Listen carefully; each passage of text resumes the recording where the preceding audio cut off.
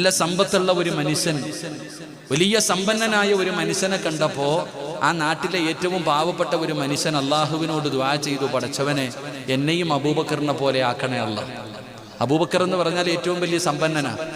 അപ്പൊ ഈ മനുഷ്യൻ അള്ളാഹുവിനോട് ദുആ ചെയ്യുകയാ, അല്ല എന്നെ അബൂബക്കറിനെ പോലെ ആക്കണേ അല്ല, എന്നെ അബൂബക്കറിനെ പോലെ ആക്കണേ അല്ല. എപ്പോഴും ഈ ദുആയാ. പക്ഷെ ഈ മനുഷ്യൻ അബൂബക്കറിനെ പോലെ ആകുന്നില്ല, അള്ളാഹു സമ്പത്ത് കൊടുക്കണില്ല. അപ്പൊ ഈ മനുഷ്യൻ ദുആ ചെയ്യാ, അള്ളാഹുവേ എന്നെ നീ അബൂബക്കറിനെ പോലെ ആക്കിയില്ലെങ്കിലും കുഴപ്പമില്ല, അബൂബക്കറിനെ എന്നെ പോലെയെങ്കിലും ആക്കണേ അല്ലാഹ്. ഓനെ എന്നെ പോലെ എത്തിങ്ങാനിലാക്കി കാണിക്കാൻ നമ്മൾ ചിരിക്കണ്ട, നമ്മുടെ മനസ്സും അങ്ങനെ തന്നെ. അല്ലാഹ് അവനെ പോലെ ആക്കണമെന്നല്ല, ഓനും കൂടെ ഒന്ന് എത്തിങ്ങാനിലായാൽ നമുക്ക് സന്തോഷം. നമുക്ക് അങ്ങനെയാണല്ലോ. അള്ളാഹു ആലം. അള്ളാഹു നമ്മുടെ മനസ്സ് നന്നാക്കി തരുമാറാകട്ടെ. അതുകൊണ്ട് വയലിലൊന്നും കാര്യമില്ലപ്പാ. അള്ളാഹു നമുക്ക് അള്ളാഹിനെ കുറിച്ചുള്ള ചിന്തകൾ, ഒരു വയലെന്ന് പറഞ്ഞാൽ ഓളവും ബഹളവും ഒന്നല്ല. ഈ വന്നിരിക്കുന്നവർക്ക് എന്തെങ്കിലും ഒന്ന് പഠിക്കാൻ